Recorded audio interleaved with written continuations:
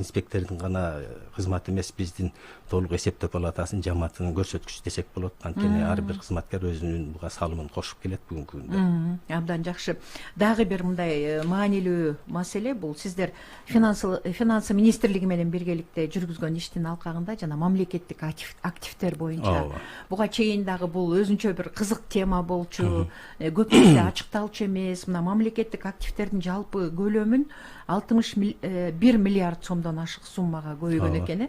Ушул жөнүндө дагы айтып берсеңиз, деги эле бул өлкө экономикасы үчүн маанилүүлүгү кандай? Бул нерсенин ачык айкын болушу, ошол каржы министрлиги, финансы министрлиги менен бирге иш алып баруунун жыйынтыгында болду да, ооба. Ушуну түшүндүрүп койсоңуз да. Бул эми биздин өткөн жылдагы олуттуу аналитикалык иштерибиздин бири. Мамлекеттик сектордун консолидацияланган финансылык аттоочулугуна талдоо жүргүзгөнүбүздө айрым мамлекеттик ишканалар өзлөрүнүн активдерин учетко алган эмес. Башкача айтканда баланска алып, бүгүнкү күндөгү базар баасына келтириш керек болгон.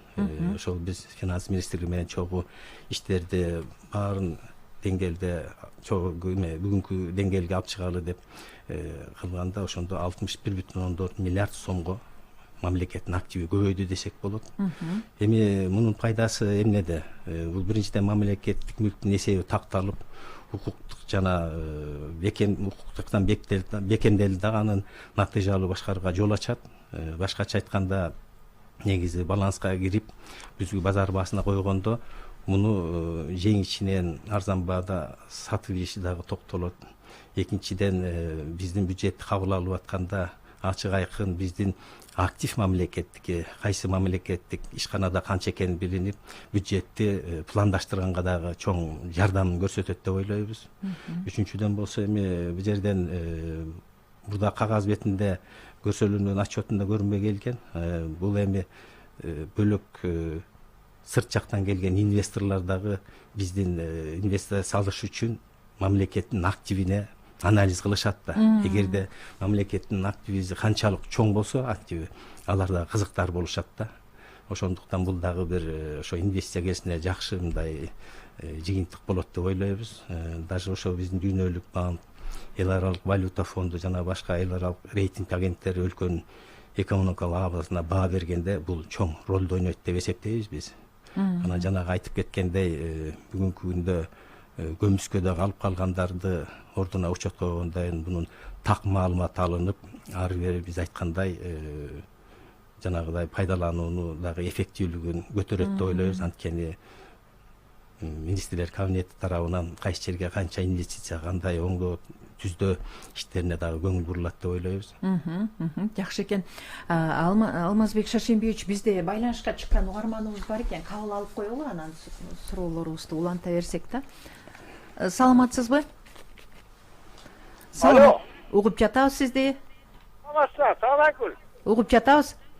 Алмаз мырза. Мен сизге былтыр билесиз, сокулуктан ушу маалда чыкканда жайында. Ошол 12 жылдан бери ичилбей келген, эле үмүттүү ишип койгом. Ана эсеп палатасынын күчүн көрдүм мен. Рахмат, көп жашаңыз. Рахмат сизге. Анакей, турган. Менин жана 12 жылдан бери алпай ипотеканын баарды ордуна коюп кетти. Аябай ыраазы болуп атам. Мына сиз жакында отчет бербедиңиз.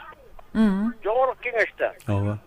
Ошол жерде 21 миллиард талай көтүп атат. Ушундай жанагындай тартип бузулганда финансылык. Ошонун баарын таап чыгып, ордуна бул эң чоң зор да. Мисалы мен мындай деп түшүнөм да, эсеп палатасы жанакы коррупция, бюджетти, элдин байлыгын жана налогдоо байлыгын эч кимге жедирбей, силер катуу турсаңар, ошондо жанакы коррупция орган, сорган силер баарына дөбөп турасыздар. Жакшы мыкчый турган жерде мыкчысыңар, эч кимди эч жака чындырбайт.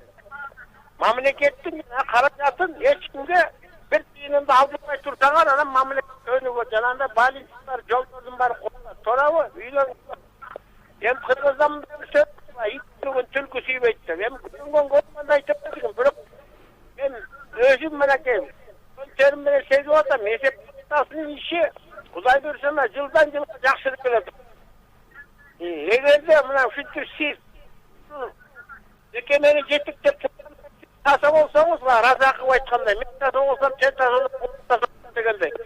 Кыргызстан өнүгөт. Бир тиын акчаны ешкимге бербеш керек. Ушундай мында баягы ийне менен чоңултуп, кашык менен чоңултуп көбүштөп жок кылганын токтотуш керек. Эгерде өнүгөбүзсө, Кудай буйруса менеке. Ушу силердин күчтүү эч ким иш кылбайт. Рахмат, ишиңиз кийгилесем, көп жашаңыз. Рахмат сизге. Ушул агайдын пикиринен, суроосунан улам, жана сиздин жообуңуздан да бир кошумча суроо пайда болуп калды да, Алмазбек Шаршембиевич, мына жана мамлекеттик мүлктү пайдалануу жана мамлекеттик активдер жөнүндө айтпадыңызбы?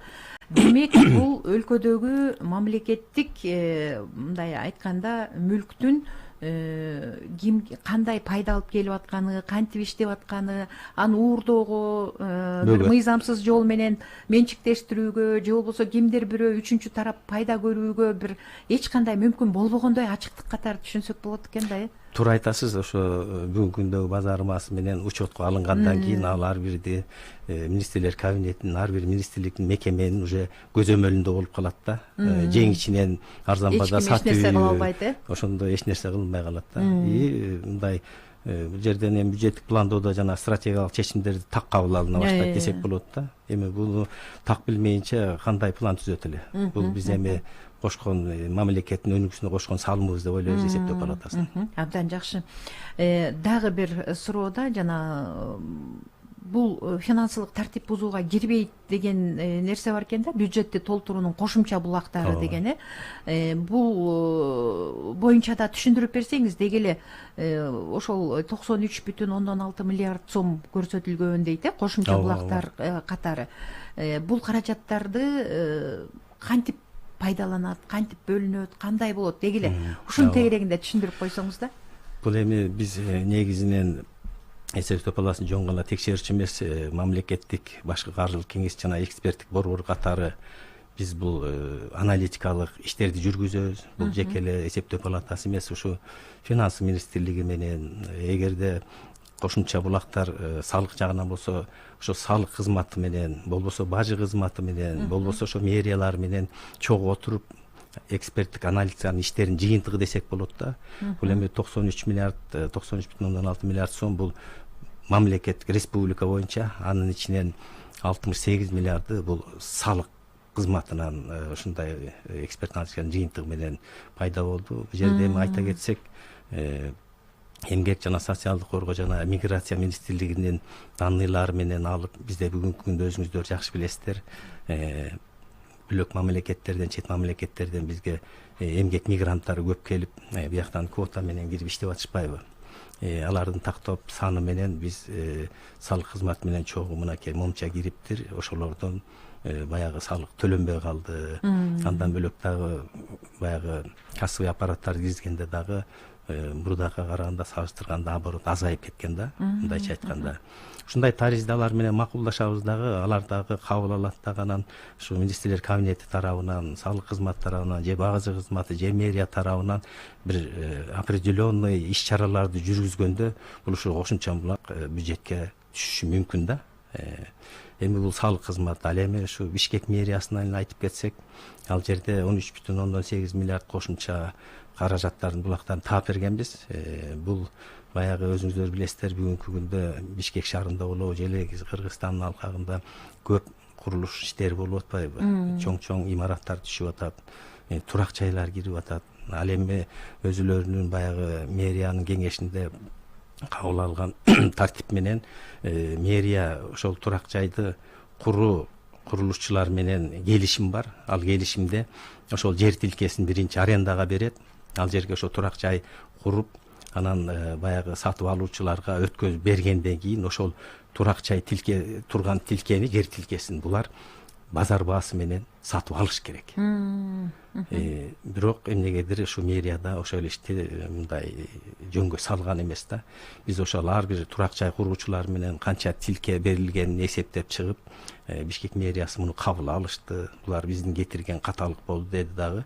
Аны дагы ордуна коюуга бүгүнкү күндө иш-чаралар жүрүп жатат. Биз муну УКМКга материалды өткөзүп бергенбиз. ушундай эле кошумча булактар жогорку соттун аудитинин алкагында да чыкты. Ал жерде дагы 10 миллиардтан ашык бюджетке жана финанс министрлигине түшүргөн каражаттар бар экен. Эми соттун чечими менен бюджетке пайдасына чечилген баягы каражаттар, анан финанс министрлигинин пайдасына чечилген каражаттар, ошонун баары эмнегедир учетко алынбай, алгылыктуу иштер алып барылган эмес да. Алар дагы муну кабыл алышты. Бүгүнкү күндө баягы приставдарды эми генералдык прокуратурага өткөзүп беришпеди. Биз ойлойбуз, генералдык прокуратура бул боюнча алгылыктуу иштер да бар. Бюджетке жана ошол тийиштүү финанс министрлигине бул каражаттар түшөт болуш керек. Абдан жакшы. Ошол сиздин отчетуңуздун учурунда дагы бир маселе жөнүндө белгиленген да, мен ошону сурайын деп турам сизден. Өткөн жылы мисалы региондор боюнча 16 шаар, анан 21 айыл 241 айыл өкмөтүндө аудит жүргүзүлгөн экен да. Анан калыбына каржылык тартипти бузуунун алкагында калыбына келтирүү деген.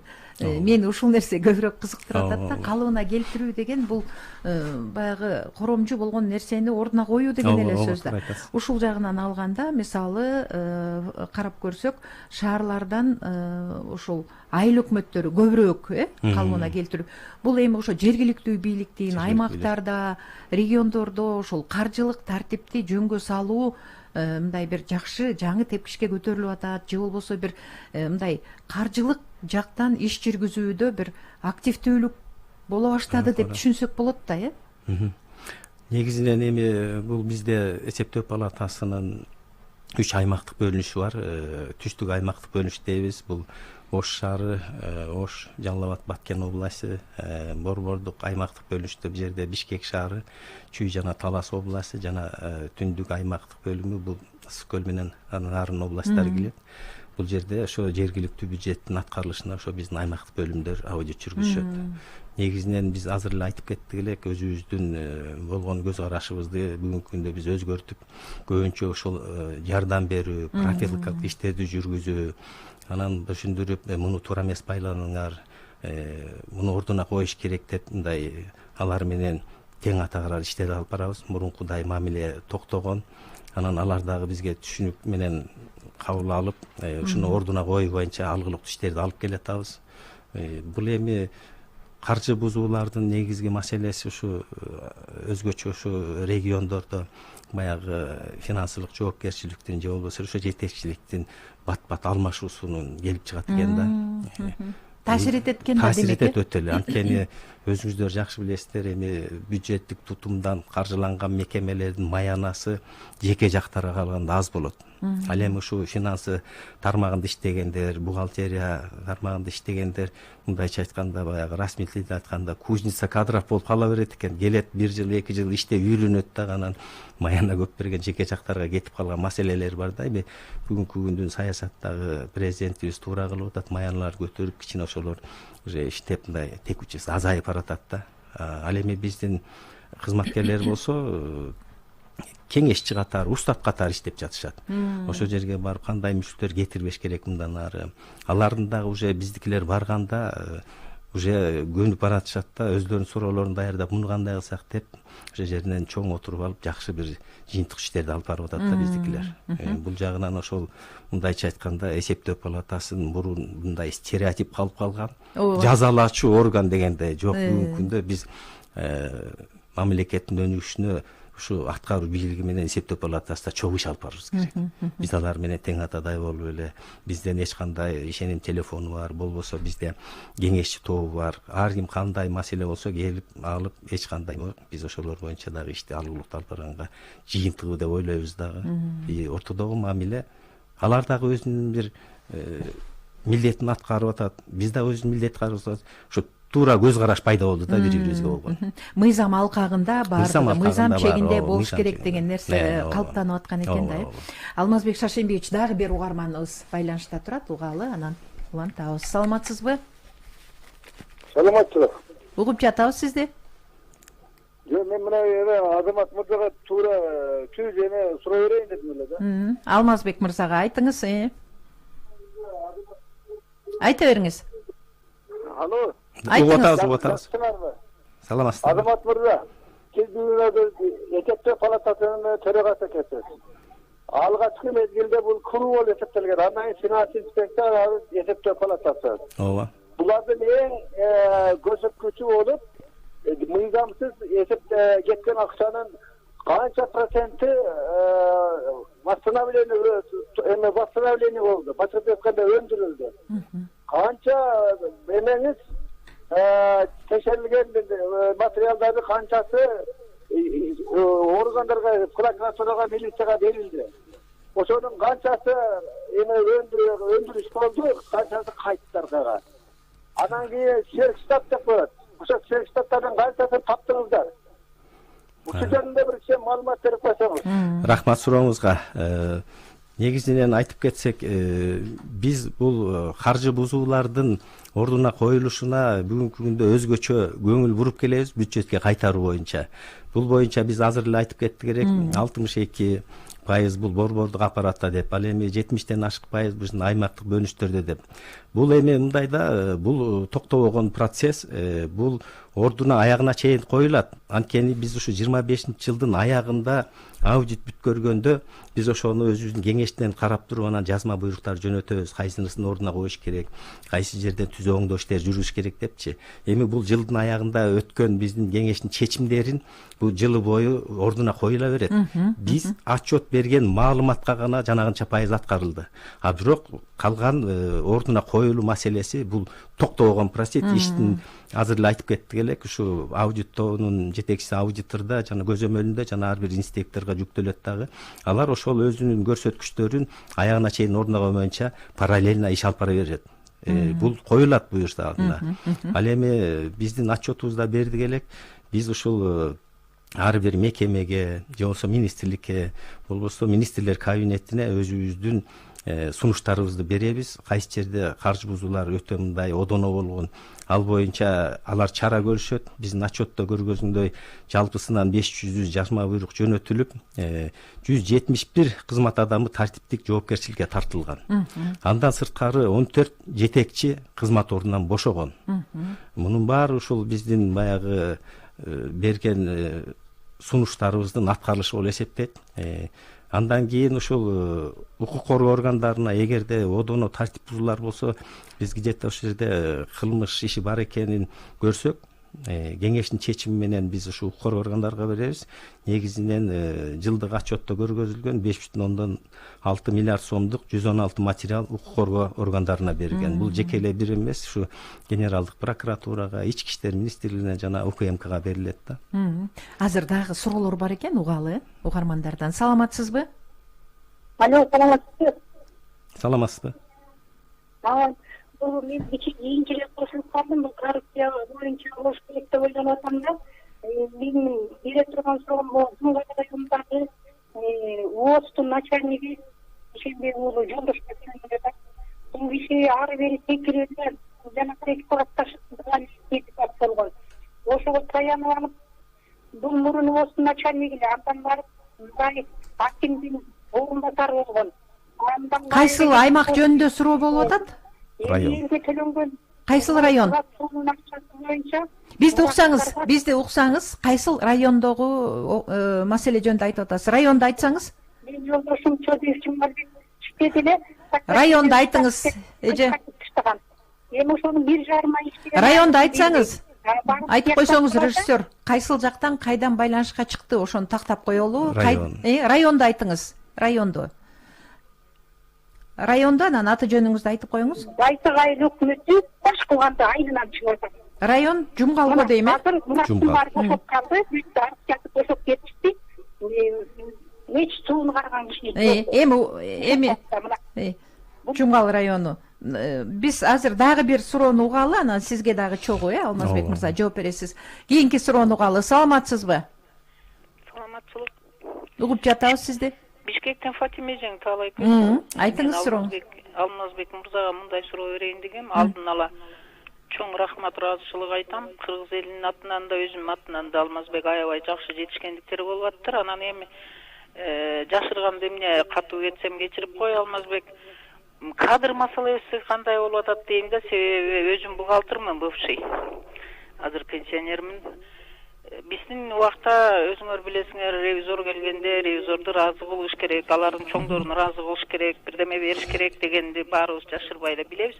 Азыр кадр маселеси кандай болуп атат жана эски кадрлардан кандай тазаландыңыздар? Ишиңиздерге ийгилик каалайм. Жакшы, таза, өзүңө окшогон жакшы адамгерчиликтүү эл үчүн иштеген кадрлар келсин деген тилекти айтуу менен рахмат, өмүрлүү болгула. Рахмат сурооңузга. Биринчиден ушу кадр маселесин айтып кетсек, биз өзүбүз президенттин жарлыгы менен жумушка кирүү тартибин бекиткенбиз. Ал жерде бизде биринчи компьютердик тестирование болот. Муну башында комиссия бүт суроолорду киргизип, компьютерге киргизип, ошону менен анын паролун жоготуп койгонбуз. Мындайча айтканда, биздин кызматкерлер тараптан жоопкерчиликке эч ким кире албайт. Анан ошол жерден бүгүнкү күндө 60% ашык алса, ошол тесттен, андан кийин бизде өзүбүздүн комиссиянын алкагында собеседование деп коебуз. Ошону өткөндөн кийин комиссия карап, анан татыктуу болсо, анда алар оң чечим чыгарат. Эгерде татыктуу болбосо, каршы болушат да. Андан кийин кызматка киргенден кийин 2 айлык баягы мөөнөт беребиз, кандай иш алып кетет. Ал боюнча ошол кимдин карамагында иштесе, алар баа берет. 10 баллдык баа берет. Ошонун ичинен карап, эгерде ошол балды ала албай калса, дагы биз карайбыз анын кызмат ордун. Эгерде ал жакшы 2 айдын ичинде өзүн көрсөтсө, анда штатка толук кандуу кирет. Анан экинчи маселе, эжебиз туура айтты, суроону мен кабыл алам. Буга чейин эсептөө палатасы болобу, буга чейинки баягы текшерүү органдары стереотип калып калган.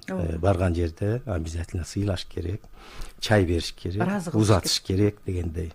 Биз бүгүнкү күндө эсептөө палатасында мактанып койсок болот. Биринчилерден болуп биз форма киргиздик.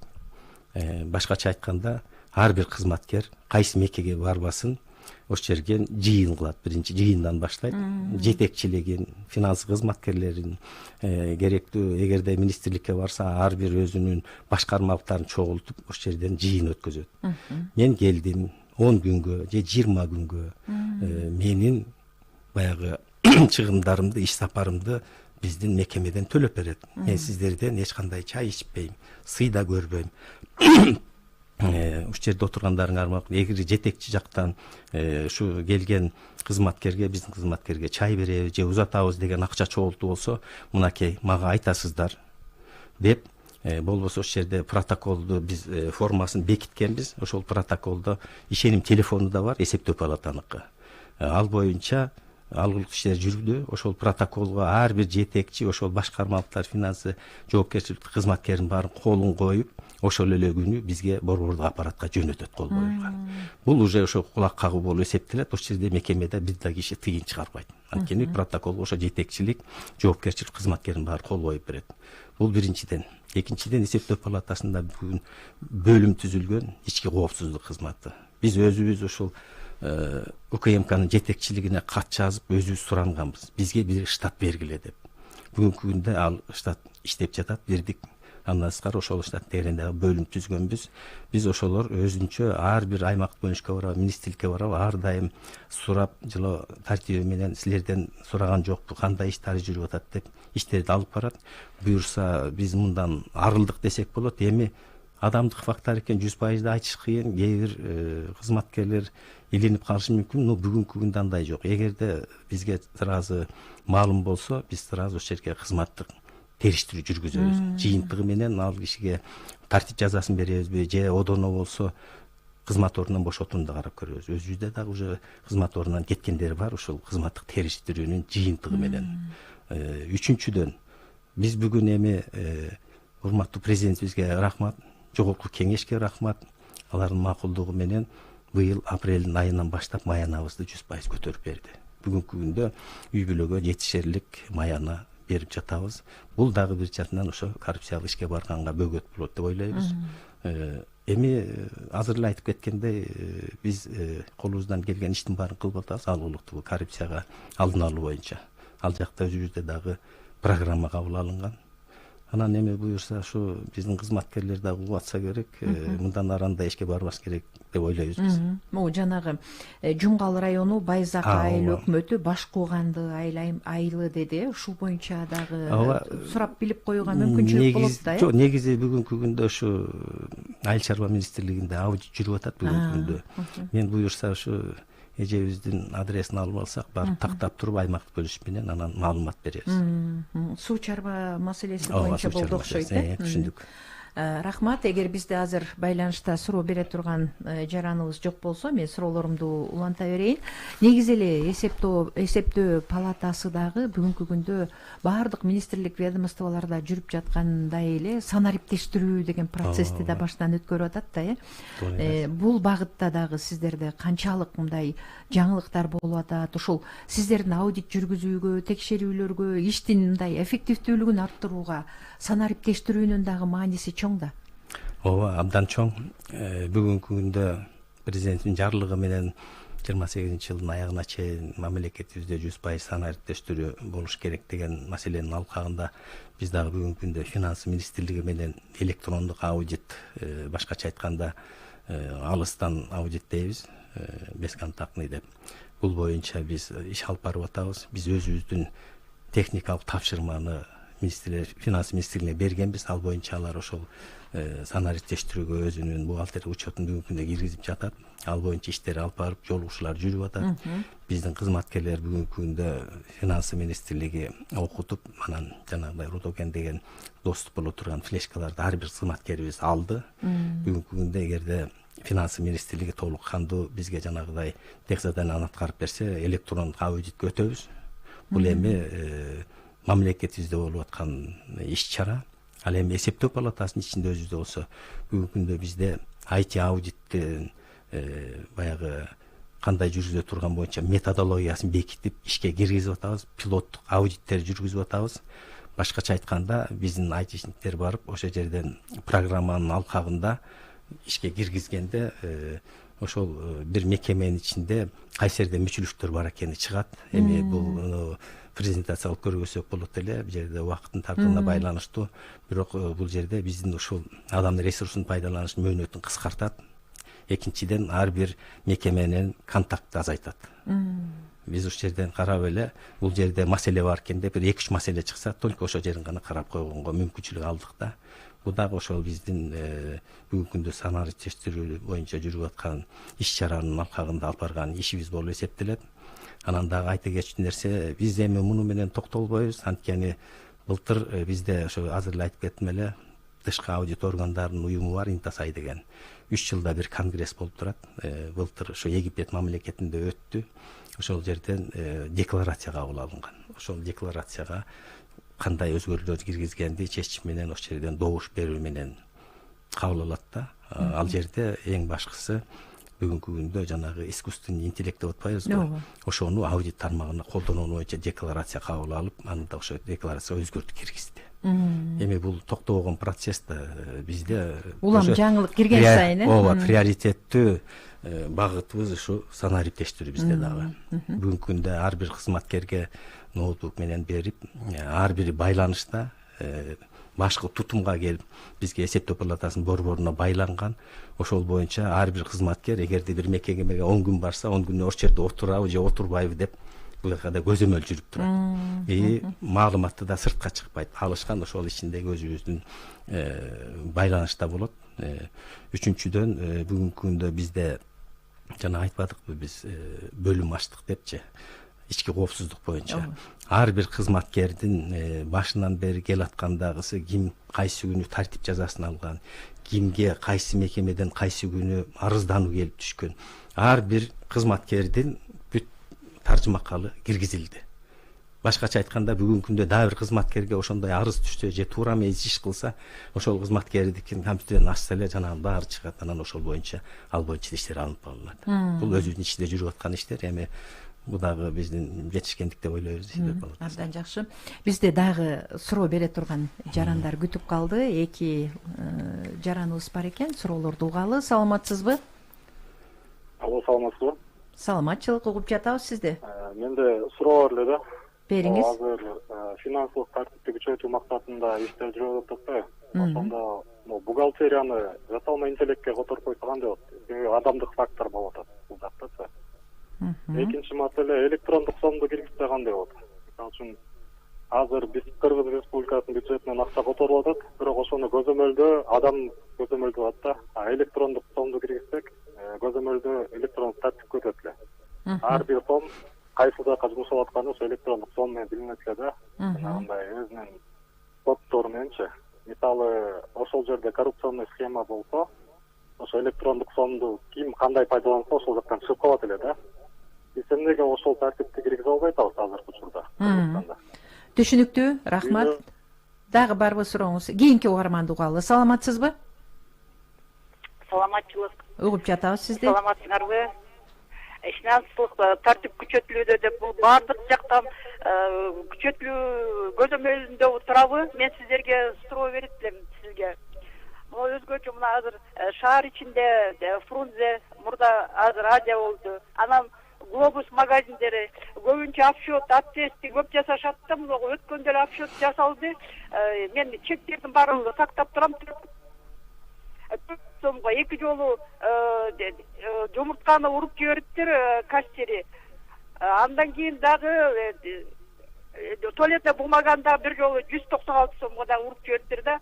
Анан кийин бир заведующий заводдел бар десем, кичинекей бир администратор деген кыз тап келди, ал эчтеке кетти жок, ал жерде бир 2 саат туруп алып беришип, барса эркен айтышып атат, араңдатууга акчаларды кайрып берди. Түшүнүктүү сурооңуз бул ошол жана соода түйүндөрүндөгү маселе боюнча сөз болуп атат. Жооп берип коесузбу? Эки суроо. Биринчи суроого жооп берсек, туура айтат. Биздин жаран суроону туура берди. Бүгүнкү күндө Финансы министрлигинде борборлоштурган бухгалтердик эсеп деген система киргизилип атат.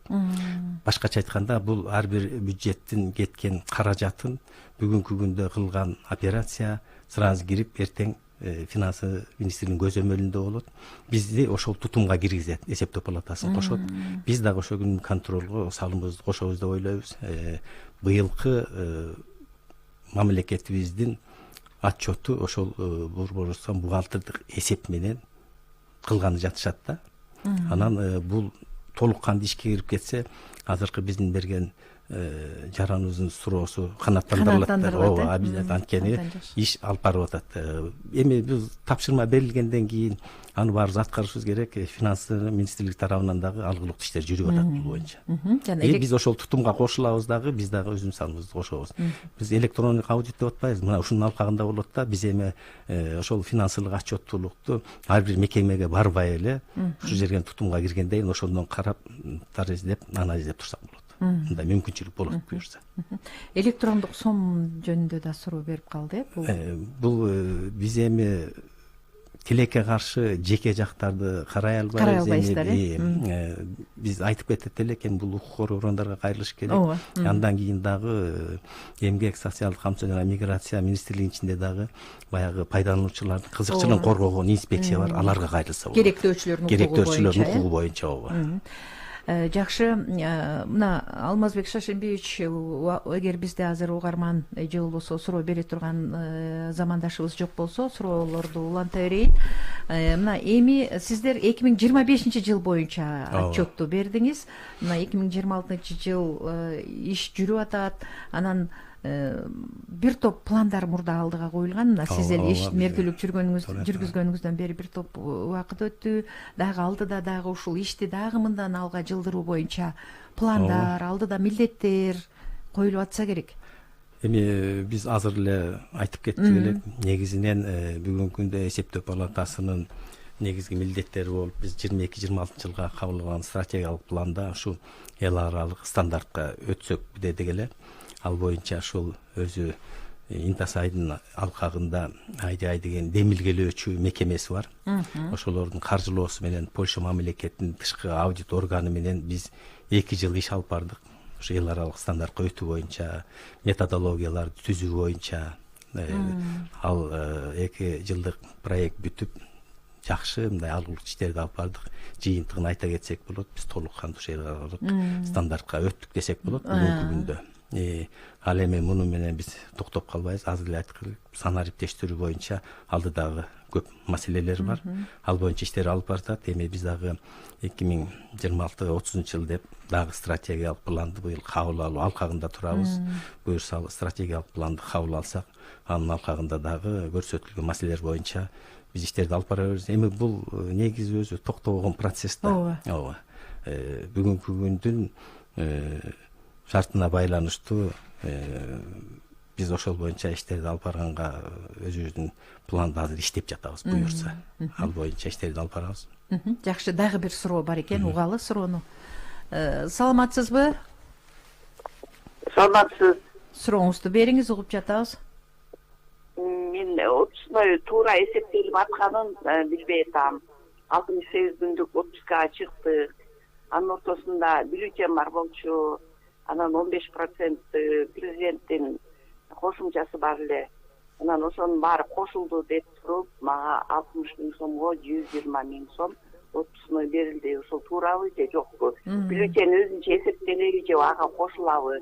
Анан президенттик кошумчаны алып салганбыз дегендер болуп атат да.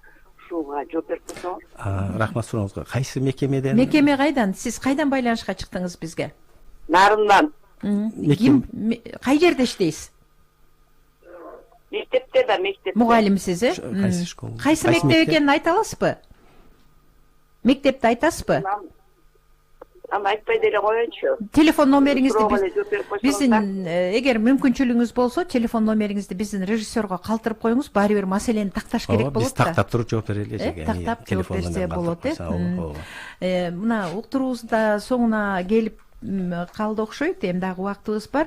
Алмазбек Шаршембиевич, негизи эле эсептөө палатасы десе биздин жарандар ошол аудит жүргүзүүнүн ачыктыгы, финансылык тартипти күчөтүү, орнотуу деген нерсени түшүнүп атпайбы? Анан буга чейин өзүңүз да жакшы билесиз, жана угармандар да белгилеп кетти, бир башкача стереотип орноп калган. Анан бүгүнкү күндө ушул Кыргызстандын эсептөө палатасындагы бир ачыктык, ишмердүүлүгүнүн ачыгын айкын жүрүп жатышы, маалыматтардын элге жетип жатышы, жана кайсыл тармакта эмне болуп аткандыгы баардык жерде жеткиликтүү да. Ушул дагы мындай ишти мындай ачык айкын жүргүзүү натыйжалуулукка таасирин берет бекен? Туура айтасыз, негизи таасирин берет бул. Анткени бүгүнкү күндө азыр эле айтып кеттик элек, бул өзү эсептөө палатасы көз карандысыз мекеме болгондон өзүнчө атайын статусу бар.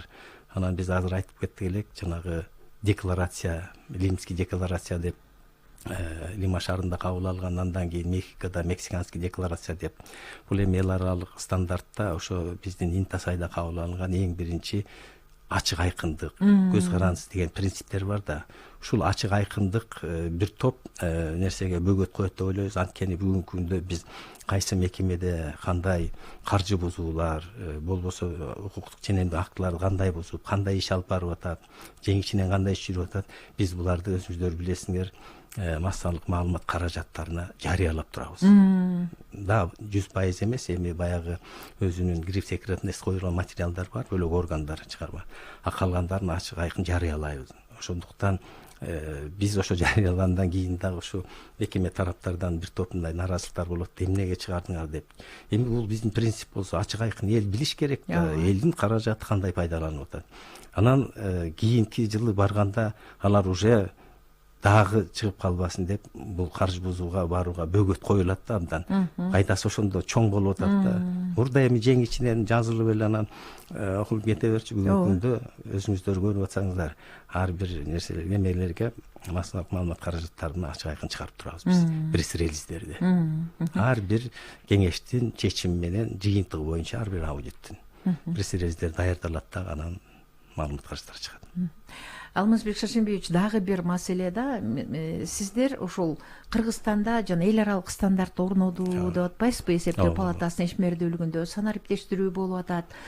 Ошондой болгон күндө дагы бир тажрыйбаны мындан ары өнүктүрүү багытында эл аралык деңгээлде кызматташтык, тажрыйба алмашуу деген нерселер да болобу? Ооба, мен азыр эле айтып кеттим эле, ушу Интасайдын алкагында IDI деген өнүгүүнү демилгелөөчү мекеме бар.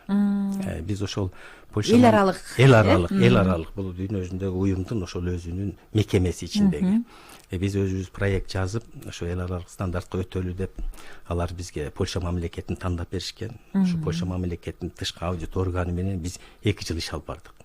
Алар келип бизге көргөзүп атты. Биздин кызматкерлер барып, алар менен тажрыйба алмашуу болуп атты 2 жыл ичинде. Абдан алгылыктуу иштер жүрүп, бүгүнкү күндөгү биздин ички регламент, методологиялар, методикалык көрсөтмөлөрдүн баарын ушу эл аралык стандартка келтирип, баарын оңдоп, түздөп, бүгүнкү күндө толук кандуу биз ишке кирдик. Бул дагы биздин жетишкендик деп ойлойбуз. Эми бул токтоп калбайт. Улана берет. Улана берет. Бүгүнкү күндө ошол айдын алкагында биз Кыргызстан менен Польша мамлекети иштеген, эми алар бүгүн дагы бир проект киргизип атат. Орто Азиянын ичинде Өзбекстан, Тажикстан, Кыргызстанды дагы чогултуп, үчөөбүздүн айыбызда кандай айырма бар деп дагы бир проект киргизип атат да, чогуу иш алып барганга. Бул эми биздин эл аралык кызматташтык деп ойлойбуз. Анткени Польша мамлекетинин тышкы аудит органы бүгүнкү күндө 105 жыл болду го. Бай тажрыйбага ээ экен. Биз Турциянын аларда эсептөө счету деп коет, суд деп коет. Анан алар менен да тыгыз байланышты иш алып барабыз. Алардыкы мындан 4 жыл мурун 150 жылдыгын белгилеген. Эми биз салыштырмалуу мынакей быйыл 30 жылдык болот бизде. 96-жылы октябрда мыйзам кабыл алганбыз, бизде 30 жылдык юбилей болот. Салыштырмалуу биздин тажрыйбабыз кичине азыраак, ошондуктан аларда ушунча жыл калыптанган алардын тажрыйбасын алганга биз кызыктарбыз. Биз Турция мамлекети менен тыгыз байланыштайбыз. Азербайжан мамлекети менен, жакынкы коңшу Кытай мамлекети менен тажрыйба алмашуулар көп турат. Бул процесс токтобойт. Биз ар бир мамлекет менен баягы өзүнүн ичиндеги келишимдер түзүлгөн кызматташтык боюнча. Эми коңшу мамлекеттер менен ал бар иштешип атабыз. Ошо алыс мамлекеттерден Туркия, Польша, ошого октогон мамлекеттердин тажрыйбасын алып турабыз. Негизи эле ушул эсептөө палатасына жана аймактардагы сиздердин кызматкерлерге жарандардын кайрылууларын кабыл ала бересиздер да, ачык кайрылууларга ачыктык кандай дегенди сурайм. Ачык кайрылуу бар бизде. Андан тышкары бизде ишеним телефондору иштейт. Ар дайым ал жерде биздин баягы күзөттөр отурат. Баарын кабыл алып, кандай болсо бүт жооптор беребиз. Эгерде эсептөө палатасынын компетенциясына тийиштүү суроолор болсо, биз ошолдун суроолорун аудиттин алкагында карап, ар бир жаранга болобу же юридикалык жак болобу жоопту берип даярдап, өзүбүздүн кароо мөөнөтү каралган. Бул жагынан иш алгылыктуу барат. Бизде эч кандай мындай ашына турган нерсе жок. Жабык нерсе жок экен, ачык баардык жарандар үчүн. Албетте эсептөө палатасына кайрылайын, бир көйгөйдү айтайын деген жарандар болуп калса, сиздердин булактар жеткиликтүү эле экен. Жеткиликтүү. Бизде өзүбүздө дагы жетекчиликте төрага, аудиторлор жана жооптуу башкарманын жетекчилери менен 5 күндүк график түзүлгөн. Ар бирибиз bir күндөн кабыл алабыз. Жакшы экен. Эч жолтоо жок. Урматтуу радио каармандар, урматтуу Ала Тоо 24 каналынын көрүүчүлөрү, бүгүн биз Кыргыз Республикасынын эсептөө палатасынын ишмердүүлүгү тууралуу сөз кылдык. Бүгүн биздин студияда Кыргыз Республикасынын эсептөө палатасынын төрагасы Акматов Алмазбек Шаршембиевич болду. Алмазбек Шаршембиевич, сизге ыраазычылык билдиребиз. Ишиңиз ийгиликтүү болсун.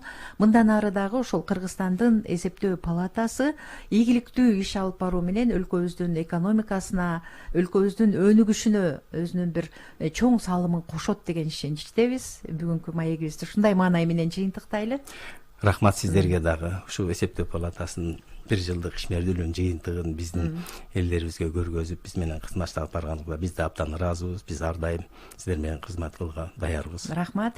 Урматтуу телекөрүүчүлөр, радио каармандар, бүгүнкү программаны алып барган Талайгүл Чабдарова, режиссеру Бакыт Ашрахманов жана Азиз Чокморов.